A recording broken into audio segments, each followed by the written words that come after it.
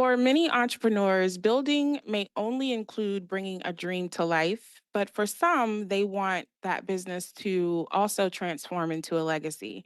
Luxury brands demand more than ambition. They require mastery, patience, and an uncompromising eye for detail. Omar McGee knows this better than anyone. With a love for cigars that evolved through years of dedication, Rose Gold Reserve, a labor of love and brainchild of this Howard University alum, serial entrepreneur, and CEO. A cigar brand celebrated for its craftsmanship and redefining indulgence at the highest level was born from a 3-year collaboration with master blender Christian Eiroa. It's a symbol of elevated taste, coveted by celebrities, tastemakers, and discerning clientele. These limited edition cigars stand out in a crowded luxury market, crafted from the rarest tobaccos and aged to perfection. For Omar, building this brand meant crafting an experience that symbolizes opulence, authenticity, and a commitment to excellence. But building a brand like Rose Gold Reserve doesn't just happen by accident. It requires scaling strategically, marketing organically, and maintaining exclusivity without compromise. Omar joins us to share his journey, offering a glimpse into his world of creating a brand that captured not only the attention of cigar aficionados, but also the loyalty of his clientele. Join us today as we explore precision, exclusivity, and authenticity, how luxury is built, one meticulous detail at a time. Welcome to Impact Innovators with Felicia Ford, where we dive into the strategies that empower changemaker brands to leave a lasting legacy. Think of this podcast as your audio playbook for meaningful action. What's possible when thought leaders, disruptors, and pioneers align to share their journeys? I'm Felicia Ford, your host, bringing together the brightest minds and the most groundbreaking ideas to help you drive change, navigate through the sticky stuff, and elevate your brand. Whether you're tackling funding hurdles, looking for growth strategies, or seeking the perfect balance between profit and purpose, we've got you covered. Stay tuned and be a part of a movement that's setting new benchmarks in how we think about progress, community, and doing. Let's innovate, impact, and inspire. Omar, thank you. That was an awesome intro. Well, I can only go off of what I see and, researching and seeing. Yeah, So, pretty amazing. yeah, you've done such an incredible work here. Thank you again for joining us. No problemo.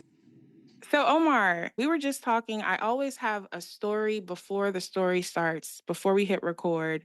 And, the world is super small. But do you mind sharing what was it while you were at Howard that led you to dreaming about creating this business? Well, when I was at Howard, I dreamed about a lot of things. As any 18, 19, 20-year-old would, you see the world, you think you have the world in your hands. You want to do so much with no experience, but you want to tackle everything at once. So I was just doing a lot of things at Howard, but as an adolescent, I was always addicted to the luxury lifestyle. Mm-hmm. Even through our hardship growing up, losing my mom, just had it really rough growing up. Mm-hmm. I was just I was just addicted to just having better and the luxury. When you go over that on house and you realize, your first time seeing the refrigerator with the ice machine, and I realizing like, oh snap, I'm poor. You know what I mean? She got the Right. furniture with the plastic on the couch, the Spanish Seville in the front yard, and color TV, and you're like, oh, now you're at an age where you start comparing things. And at that point, my mind was made up. However, I was going to get it, and I wanted to participate in the luxury lifestyle for sure. Now back to Howard, yeah, I knew I wanted it once I got there. Mm-hmm. It was just a journey to figure out what that was and what it looked like. Mm-hmm. Through that journey, I was always big on helping inner city kids. So, I developed all type of programs while I was at Howard. Inner City Outreach was a nonprofit that I opened there, and feeding the community, doing a lot of things. Moved to LA. after college, and I opened up a high school called the Executive Prep Academy of Finance, which we sent over 500 kids to college. Wow. And yeah, and then yeah, once I got into it I got into it with LAUSD over, a lot of crazy stuff, good stuff on our end. Mhm. They got us because of the demographic we were serving, which Mhm. was 100% Black kids, some Hispanic, but 90% Black. And, I was kind of forced to close because they got me for being prejudiced. Mm. But it wasn't necessarily being prejudiced. It was just, it was no place out here in LA for Black kids to go to school Mm. comfortably, because now in the streets, they outnumbered by Hispanics, and Black and brown gangs is a real thing. Mhm. But anyway, after you put that type of work in and you create a program that polices itself and is doing phenomenal, 100% graduation, 100% 4-year college, and they Wow. closed it for something that small, you become selfish with yourself and start really thinking about the things you truly love, and the luxury lifestyle is what was my next move. So Yeah. that really answered your question, but No, no, no. No, it did. It definitely took me into a question that I had not thought about before we started talking. But if you don't mind, because, or maybe you don't know, but we work with a ton of social impact entrepreneurs, business owners, nonprofits as well. And sometimes those who go into for profit never consider the nonprofit way. And I'm not mhm. going to say people don't think to give back, but I appreciate how you shared how you had both things in mind. You wanted to give back and you wanted to build for yourself and for your legacy. And I completely understand, working with systems that don't want to change and have no interest in changing, but I still commend you for the effort and the work that you did do then. I'm sure it planted a ton of seeds with a ton of people and a ton of families.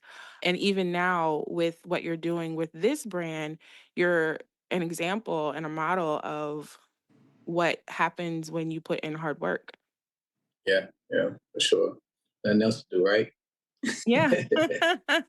Exactly. Yeah. Exactly. And, it's not that often that, we come across people who are creating a brand that exists as yours exists. So if you don't mind sharing with us, your collaboration with Christian speaks to the artistry. And I am not a Cigar. cigar smoker. However, you know, the males in my life love to indulge. And I think about vacations or sometimes just, at an event or at a bar, that is what's happening. But talk to us about what that experience is like, because some people think like, oh, it's smoking, but it's more than that. It's an experience. Yeah. Yeah. So just to give you a little backstory on that, I was the owner of still the owner of Posh Luxury Imports. It's exotic cars. We do everybody from, all the celebrities throughout LA. And I never had a vice. I never drunk, or I never smoked. I never did anything in my life. Still hasn't, outside of cigars. Hmm. Still haven't.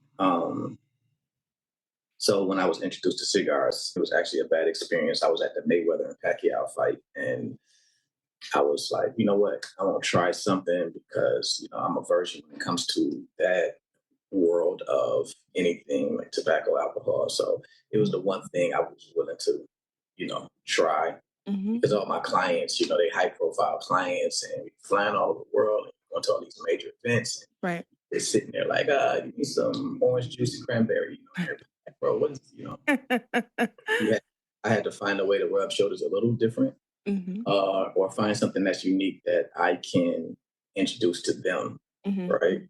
mhm, So I fell in love with the cigar industry. My experience, I was about to tell you, my experience in Vegas, they gave me a Monte Cristo, and it was a very strong Monte Cristo. It was too much for the first time mhm. smoker. And it was, when I tell you I was high as a kite, I went up there. And if I would have smoked that cigar at the time or before the fight, I would have missed the whole fight. It Oh, was one of the no. worst experiences ever. But after that, I started just researching, and I opened up a cigar lounge. And so obviously, the common threads you will hear throughout all of this interview is, whatever I like doing, I find a way to make money off of it. Right? I monetize. I just don't have fun. Right. kind of find a way to, make it beneficial while Mhm. having fun. Because Mhm. again, you only live once, right? That's right. That's right.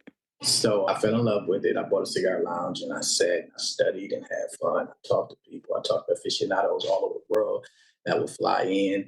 But I realized really quickly that it's a ceiling to a cigar lounge because I had to sit all day and talk about, and you can only monetize it as much as the customer base that walks through that door, which Mhm. is a cap, right? Mhm. And Mhm. then I fell in love with the product.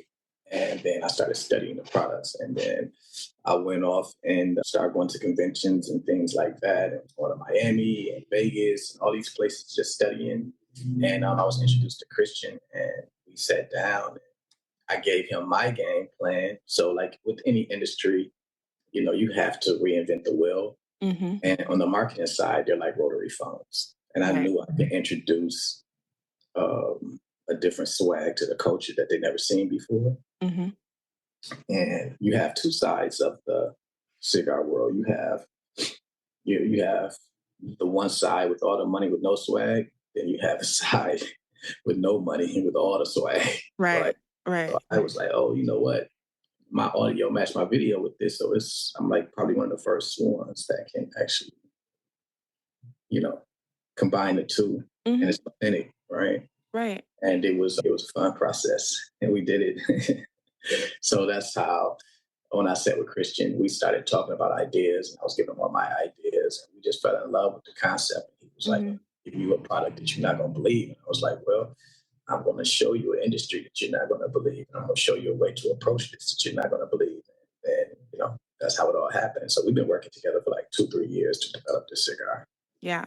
Yeah, I think one of the questions that I was gonna ask you was why the luxury market, but I feel like you've answered that in multiple responses in multiple ways. But I think that you also just described what it's like to be a creative, to have desire, to know what other people desire, and to know that luxury is about desire Yeah, and how you've created a niche for your clients and the industry itself. So thank you for sharing that insight. What do you think is the reason why your clients keep coming back to you? my audio matched my video. It's authentic. Mm. It's real. The credibility is there. Mhm. Um, because I think you know I'm not going to just say African Americans. A lot of people, you jump into an industry and you take a few classes, you do your research, and you become this master tobacco or this great blender and all of these things. You're stepping into a world where you got Fuente, you have AJ Fernandez, you have Christian Oya, you have all these people that's been in growing tobacco and selling tobacco for hundreds of years. Like these Right. families come from Cuba, right? Right. So you come in this industry talking all of this noise. It's like, dude, like Who are you? Right? they forgot more than you have ever learned, right? Yeah. So I was very cognizant of that, and that's why I wanted to partner with somebody with that type of history Mhm. because now I don't have to prove myself or prove Mhm. my product Mhm. because it's designed by somebody with great credibility. Mhm. And that's where I think a lot of us we miss the boat Right. because you know you grab this cigar and you put a label on it and you walking up to you know aficionados that's been smoking for years and they ask you certain questions and you can't you know answer where this cigar comes from. Right. Why is it so unique? Is it aged? Can you produce 100 of them that's consistent? So all those things you have to deal with and understand. And I was just willing to create that partnership and understand the etiquette of coming into this business, being humble, Right. which it don't sound like I'm humble, but it's Well, definitely, no, I feel like when you operate at a certain level, like I love that when you answered one of your questions, I don't remember the question, but your answer was we took it by storm. And I was yeah, yeah, like, for sure. he sounds like my kind of dude. Yeah, You have to have that takeover mentality. You have to yeah, have that, what some people who don't understand what this world is like to be like, the fiercest and you come with it. So no, I don't see the arrogance at all. I see the confidence in who you are and what you do, Yeah. and well deserved. Yeah. Yeah. Well, you do your research in building this thing. So what you say, you have to be confident enough to know that, Kobe shot that shot 100 million times. So when it's game time to hit it in the clutch, it's not a thing. It's Yes. just he, he's done it a million times. So it's Right. like it's a normal day at the office for me, right? Right. And when you study something and you put the work in, it is it's easy kind of to talk that shit. Yeah, yeah. And Yeah. I talk to a lot of business owners, a lot of entrepreneurs on a weekly basis, and sometimes I'll speak with serial entrepreneurs who are in some spaces, and I always ask this question, what keeps you going with the multiple businesses? It's nothing else to do. It's not like you really like people. I laugh sometimes because it's like people are like so idle, and I'm like, man, you have so much time on your hands, and it's so many wonderful things that you can do in your life that you love to do. It's just a Mhm. fear factor that's crazy that Mhm. comes from something that I don't know exists. Right? I don't have that. Mhm. I don't have doubt because I don't think about what I can't do. I only think about what I can do, right? So I don't Right. think about losing. Like that's not even an option, right? Like I don't. Right. It just doesn't make sense to me. Right. Like I was raised, honestly, to be honest, I was raised to like when I was in college. My friends, when you're a freshman, right? All your friends like we're gonna have our own business. We're gonna have our own business, right? Like no, that shit was real for me. Like I didn't like.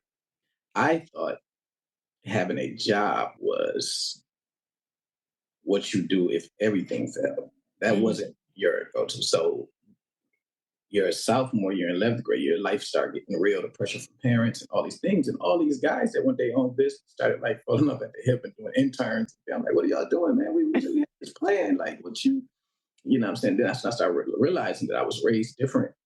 And like they were literally looking at me like, man, you are crazy, man. You're gonna be broke. You're not gonna have no insurance. I'm like, dude, what are y'all talking about?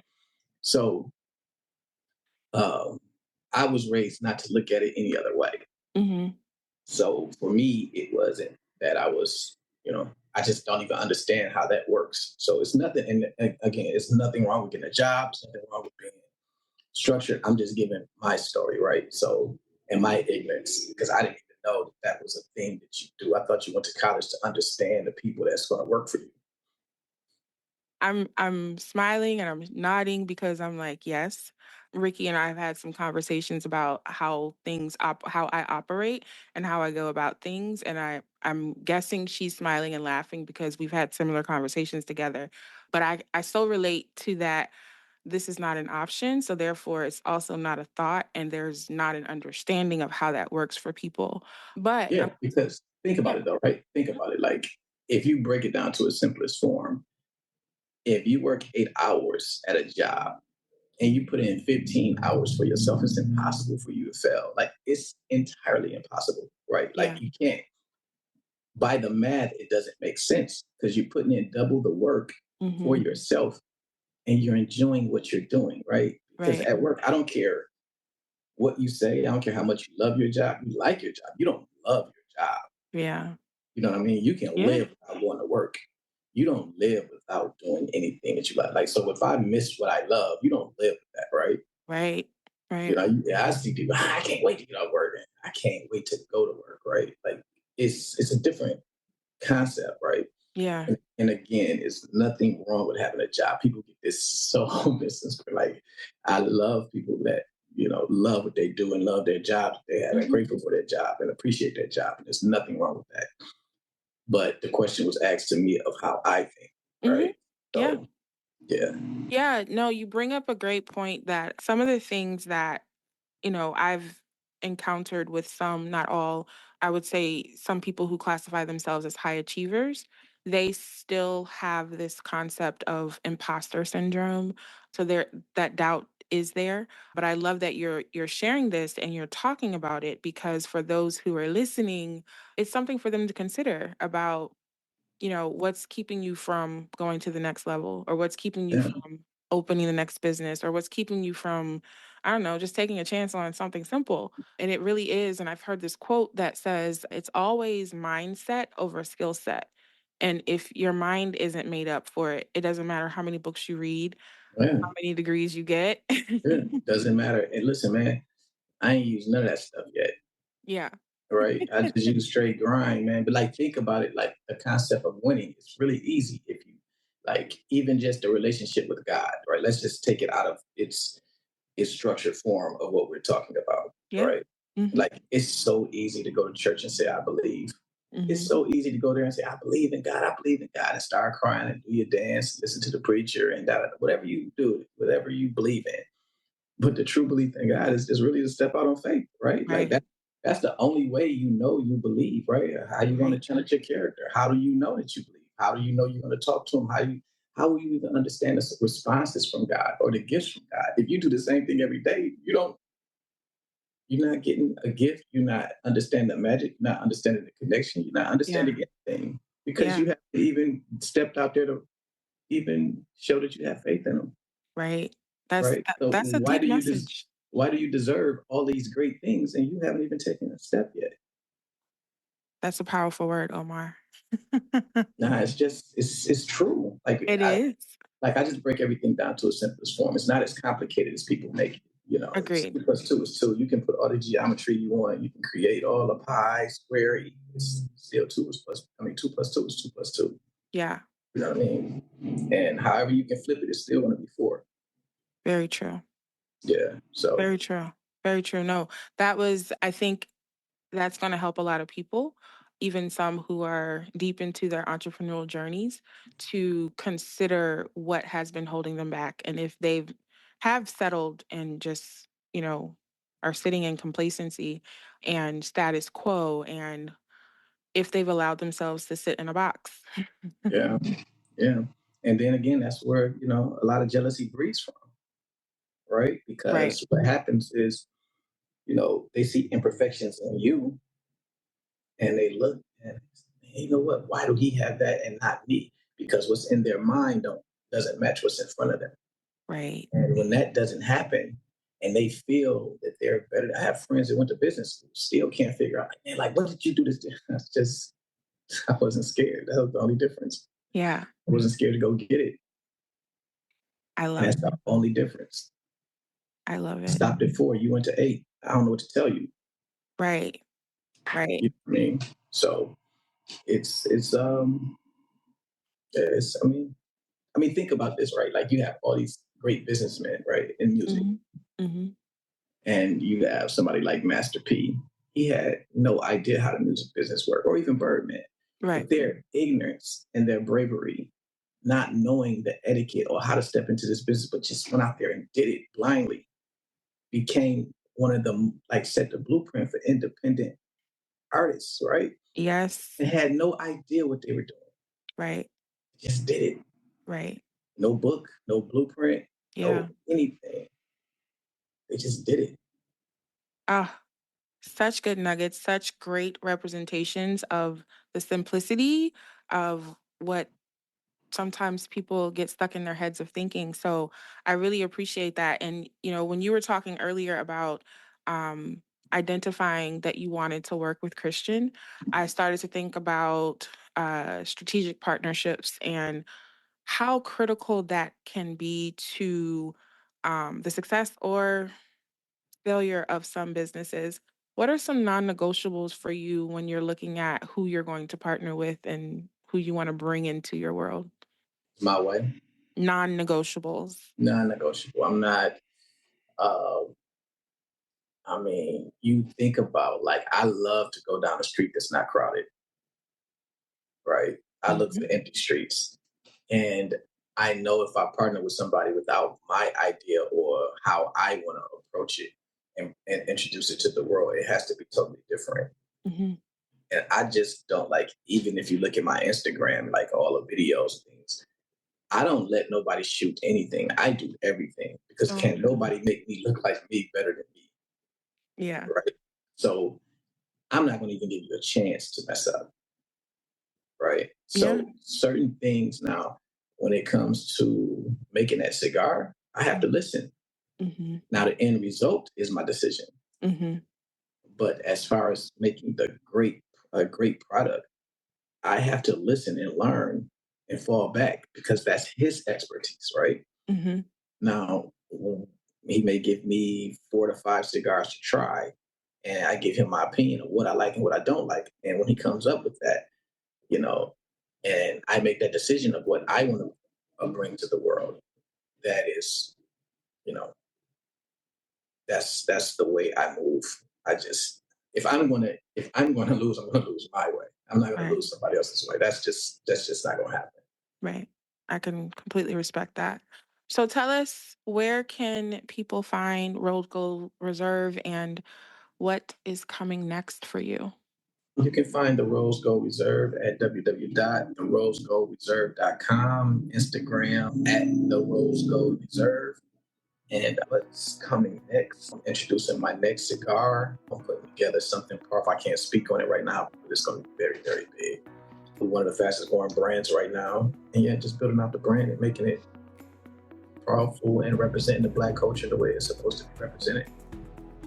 I'm a fan. I appreciate your time and sharing and being as authentic and transparent as you've been. Again, I don't partake, but I certainly will consider for the men in my life who do.